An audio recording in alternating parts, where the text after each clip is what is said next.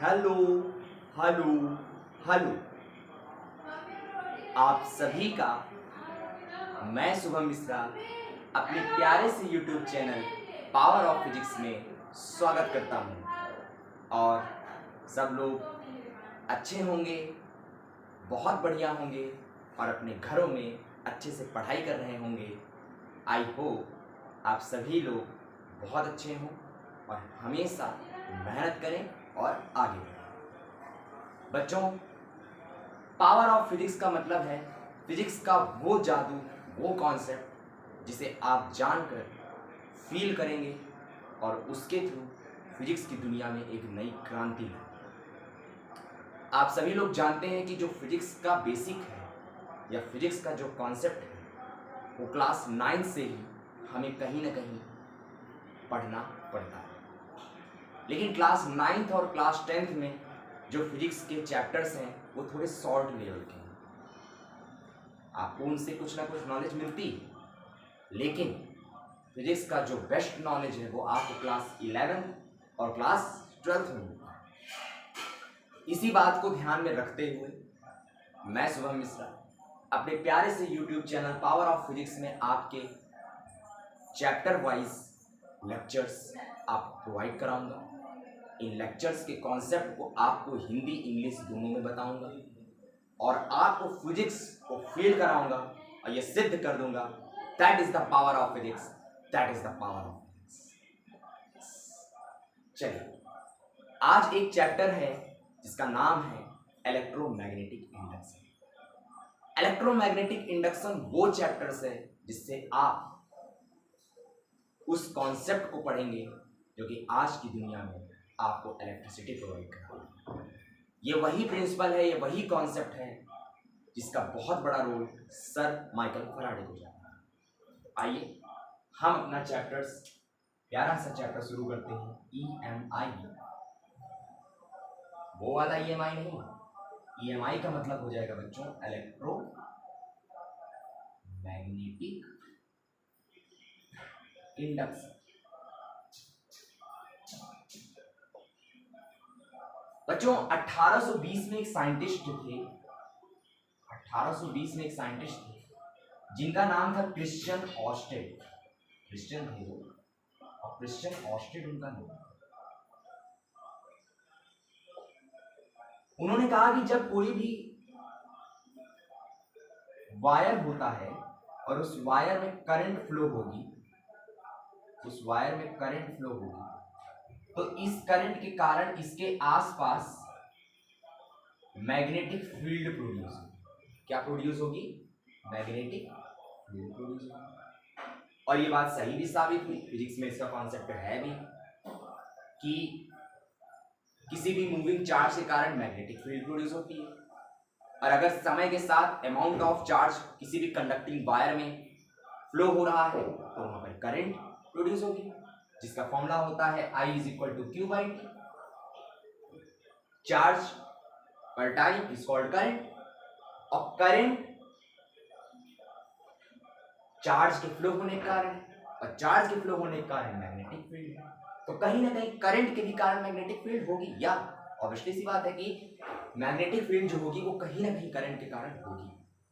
लेकिन कहते हैं ना कि that is the power of physics. तो इस फिजिक्स के कॉन्सेप्ट में क्या कोई ऐसा भी जादू छिपा हुआ है कि किसी मैग्नेटिक फील्ड से करंट को प्रोड्यूस की जा सके? हाँ है। और ये जो श्रेय जाता है ये हमारे महान साइंटिस्ट माइकल फैराडे को जाता है। सर माइकल फैराडे जो हैं उन्होंने इस कॉन्सेप्ट को देखा है और समझा है। कहते हैं कि जो साइंटिस्ट होते हैं जब वो किसी भी ऑब्जर्व को या किसी भी एक्सपेरिमेंट को देते हैं तो उससे पहले ही उनके दिमाग में वो एक्सपेरिमेंट, वो ऑब्जर्वेशन बन जाता है। कह सकते हैं कि वो सिद्ध हो जाता है। और इस बात को जानने के लिए, समझने के लिए उन्होंने एक्सपेरिमेंट करना चालू किया। क्या था उनका एक्सपेरिमेंट, क्या था उनका ऑब्जर्वेशन, आइए समझते हैं। उससे पहले एक टॉपिक हम समझते हैं मैग्नेटिक फ्लक्स। तो आइए बच्चों हम लोग मैग्नेटिक फ्लक्स समझते हैं कि मैग्नेटिक फ्लक्स क्या होता है। चलिए हम लोग समझते हैं मैग्नेटिक फ्लक्स। मैग्नेटिक फ्लक्स का मतलब बच्चों होता है बहाव, किसी चीज का बहाव। कोई चीज बहुत अच्छे लेवल पे बह रही है, कहने का मतलब किसी भी चीज का एक फ्लो है, एक बहाव है, जिसे हम लोग फ्लक्स बोलते हैं। जैसे किसी भी पाइप के थ्रू पानी का बहाव, ये फ्लक्स है, ये पानी का फ्लक्स है, ये वाटर फ्लक्स है। तो उसी तरीके से मैग्नेटिक फ्लक्स में क्या है, आइए समझते हैं। कोई भी जो सरफेस होता है बच्चों, कोई भी जो सरफेस होता है, इस सरफेस पर मैग्नेटिक फील्ड लाइंस जो होती हैं वो परपेंडिकुलरली पास होती है। ये हम सपोज कर सकते हैं कि अगर कोई भी हमारा सरफेस है और इस सरफेस पे जो मैग्नेटिक फील्ड लाइंस होती हैं बच्चों, वो परपेंडिकुलरली पास होती है। Uniform magnetic field lines perpendicularly pass होती है। The number of magnetic flux or the number of magnetic field lines passing through perpendicular to the surface is called magnetic flux। और magnetic flux का जो formula होता है वो B dot A होता है। ये इसका एग्जैक्ट फॉर्मूला होता है, जहां पर मैग्नेटिक फील्ड क्या है, वेक्टर क्वांटिटी, एरिया क्या है, वेक्टर क्वांटिटी, मैग्नेटिक फ्लक्स जो है वो स्केलर क्वांटिटी। सपोज करिए यहां पर कोई एक फ्लक्स है, सरफेस है, किस टाइप का है समझिएगा ध्यान से। मैंने कहा परपेंडिकुलर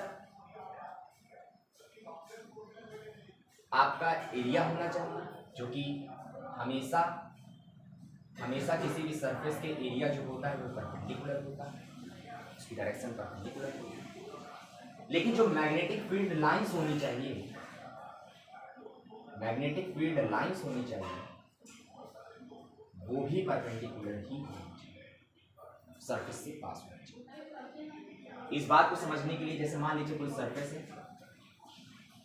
ठीक है बच्चों, ये सरफेस है और इस सरफेस पे मैग्नेटिक फील्ड एरिया तो वेक्टर इसका ये होगा, लेकिन मान लीजिए मैग्नेटिक फील्ड लाइंस इस पे क्या आ रही है, थीटा, थीटा एंगल पे। तो इस केस पे आप क्या करिए, इसका फ्री बॉडी डायग्राम है, यहाँ पर वाई एक्सिस और यहाँ पर जो थीटा से अटैच होगा उसे हम लोग बी कॉस थीटा मान लेंगे, और जो थीटा से एक लाइन छोड़ के होगा उसे हम लोग बी साइन। मतलब थीटा एंगल पे यहां से मैग्नेटिक फील्ड लाइंस आ रही थी और इस पे पास हुई, तो पास होने पर बी और ए के बीच का एंगल थीटा है, तो हमें परपेंडिकुलर मैग्नेटिक फील्ड लाइंस होंगी। तो हमने क्या किया, इनके कंपोनेंट को डिवाइड किया, थीटा से जो एक्सिस अटैच था उसे बी कॉस थीटा माना, और थीटा से एक लाइन छोड़ के जो एक्सिस था उसे हम लोग बी साइन थीटा मानेंगे। तो यहाँ पर जो फॉर्मूला बनेगा वो phi B is equal to B cos theta बनेगा, और ये ए बनेगा। और इसे अगर हम सही तरीके से लिखें तो ये phi B is equal to B A cos theta हो जाएगा।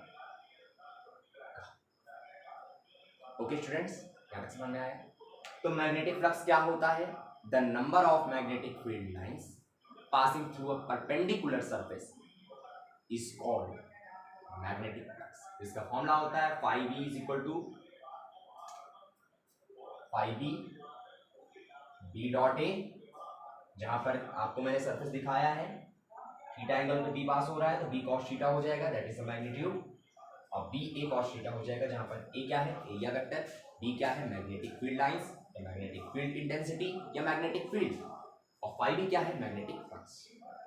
मैग्नेटिक फ्लक्स के कॉन्सेप्ट को जरूरी था इसलिए समझना बच्चों को कि मैग्नेटिक फ्लक्स तीन चीजों से चेंज होता है, तीन चीजों से चेंज होता है, इस बात को समझना जरूरी है। मैग्नेटिक फ्लक्स तीन चीजों से कैसे चेंज होता है? पहला तो जो मैग्नेटिक फ्लक्स होता है वो डिपेंड करता है मैग्नेटिक फील्ड, वेरिएबल मैग्नेटिक, किस पे, वेरिएबल मैग्नेटिक, तभी मैग्नेटिक फ्लक्स चेंज होगा। दूसरा पॉइंट क्या है कि जो मैग्नेटिक फ्लक्स होता है वो एरिया पे वेरिएबल होता है। अगर एरिया वेरिएबल, एरिया चेंज हो रहा है लगातार, तो मैग्नेटिक हमारा फ्लक्स चेंज होगा। और तीसरा है theta, theta is the angle between magnetic field and area vector. अगर थीटा हमारा वेरिएबल है तो आपका मैग्नेटिक फ्लक्स चेंज हो, ये तीनों कंडीशन आपका चेंज इन मैग्नेटिक फ्लक्स बताओ, change in magnetic.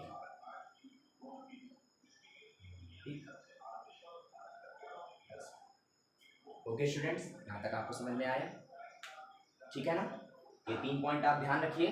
Change in magnetic flux is directly proportional to the magnetic field, variable magnetic field. Change in magnetic flux is directly proportional to the variable area vector, and change in magnetic flux is directly proportional to the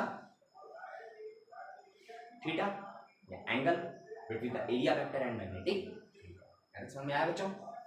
अब इसके बाद हम Faraday के observation को देखते हैं, Faraday के experiment को देखते हैं कि क्या है। शायद इसी से आप फील करेंगे that is the power of physics, that is the power of physics. चलिए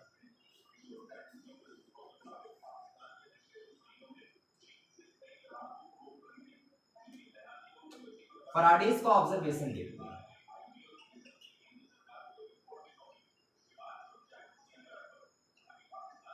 फैराडेज का जो उद्देश्य है वो ये है कि जब करंट के कारण मैग्नेटिक फील्ड प्रोड्यूस हुई है, तो क्या मैग्नेटिक फील्ड के कारण कोई एक ऐसा कॉन्सेप्ट है फिजिक्स में जो करंट प्रोड्यूस कर सकता है? लेकिन साइंस जो है वो बिना एक्सपेरिमेंट के अधूरी है। तो यहाँ पर भी एक्सपेरिमेंट किया गया। क्या किया गया है आगे देखिए। फैराडे ने क्या किया? फैराडे ने एक क्लोज कंडक्टिंग लूप लिया है, ठीक, और एक बार मैग्नेट, इसका ये नॉर्थ पोल है, ये साउथ। नॉर्थ पोल से मैग्नेटिक फील्ड लाइंस निकलती हैं